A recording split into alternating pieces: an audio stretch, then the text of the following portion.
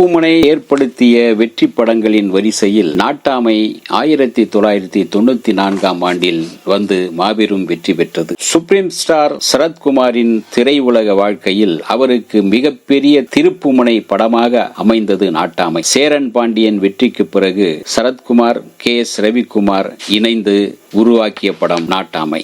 தயாரிப்பாளர் RP சௌத்ரி, கதாசிரியர் ஈரோடு சவுந்தர் இவர்களின் இந்த கூட்டணி படத்திற்கு மிகப்பெரிய பலமாக அமைந்தது. அண்ணன் தம்பியாக சரத்குமார் இரட்டை வேடத்தில் கனகச்சிதமாக பொருத்தமாக நடித்திருந்தார். திரைக்கு முன்னால் தோன்றியவர்கள் சரத்குமார் இரட்டை வேடம், விஜயகுமார், கவுண்டமணி, செந்தில், பொன்னம்பலம், வினு சக்கரவர்த்தி, பாண்டு, ராஜா ரவீந்தர், ஈரோடு சவுந்தர், மாஸ்டர் மகேந்திரன், குஷ்பு, மீனா, மனோரமா, சங்கவி, வைஷ்ணவி, ராணி. திரைக்கு பின்னால் உழைத்தவர்கள் படத்தொகுப்பு தனிகாச்சலம், ஒளிப்பதிவு அசோக் ராஜன், கதை ஈரோடு சவுந்தர், பாடல்கள் வைரமுத்து, இசை சிற்பி, தயாரிப்பு RB சௌத்ரி, திரைக்கதை வசனம் இயக்கம் KS ரவிக்குமார். சிறந்த நடிகருக்கான தமிழக அரசு விருது மற்றும் பிலிம்பேர் பத்திரிகை விருது இரண்டும் சரத்குமாருக்கு பெற்று தந்த படம் நாட்டாமை. மாறுபட்ட நகைச்சுவைக்காக செந்திலை அப்பாவாகவும் கவுண்டமணியை அவரது மகனாகவும் நடிக்க வைத்திருந்தது. பலராலும் ரசிக்கப்பட்டது,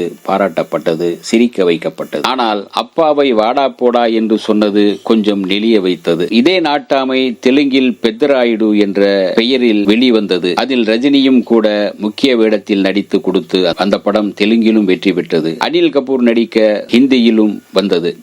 அதே போல 1996 ஆண்டு பாலேகாரா என்ற பெயரில் பின்னர் விஷ்ணுவர்தன் நடிக்க சிம்மாத்ரியா சிம்மா என்ற பெயரிலும் 2 முறை கன்னடத்தில் இந்த படம் தயாரிக்கப்பட்டு வெற்றி பெற்றது. நாட்டாமை சரத்குமாருக்கு ஜோடியாக நடிக்க இயக்குனர் KS ரவிக்குமார் குஷ்புவை அணுகிய போது வயதான வேடம் என்பதால் முதலில் நடிப்பதற்கு அவர் தயங்கினார். தான் நடிக்க மறுத்தால் யாரை நடிக்க வைப்பதாக திட்டம் என்று குஷ்பு கேட்க நடிகை லட்சுமியை அணுகப் போவதாக இயக்குனர் பதிலளித்திருக்கிறார்.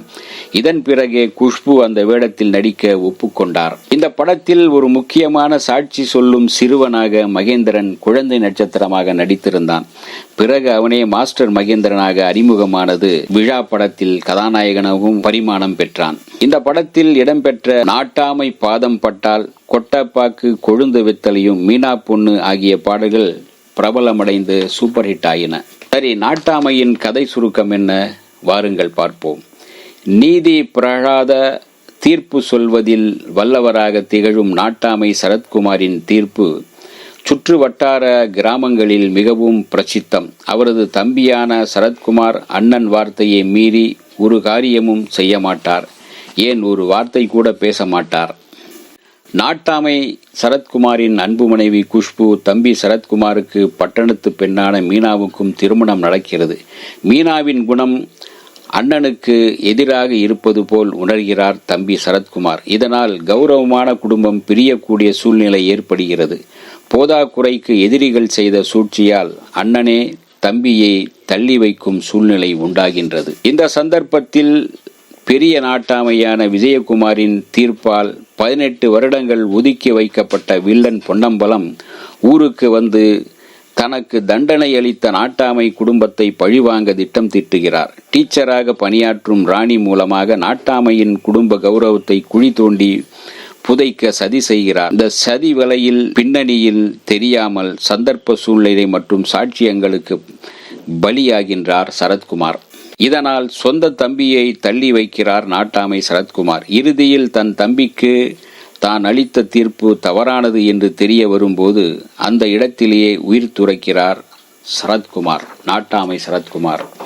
பிறகு தம்பி அந்த இடத்திற்கு வருகின்றார். இதுதான் நாட்டாமையின் கதை சுருக்கம். இந்த வீடியோ உங்களுக்கு பிடிச்சிருந்தா லைக் பண்ணுங்க, ஷேர் பண்ணுங்க, கமெண்ட் பண்ணுங்க, சப்ஸ்கிரைப் பண்ணுங்க, மறக்காம பெல் ஐகானை கிளிக் பண்ணுங்க.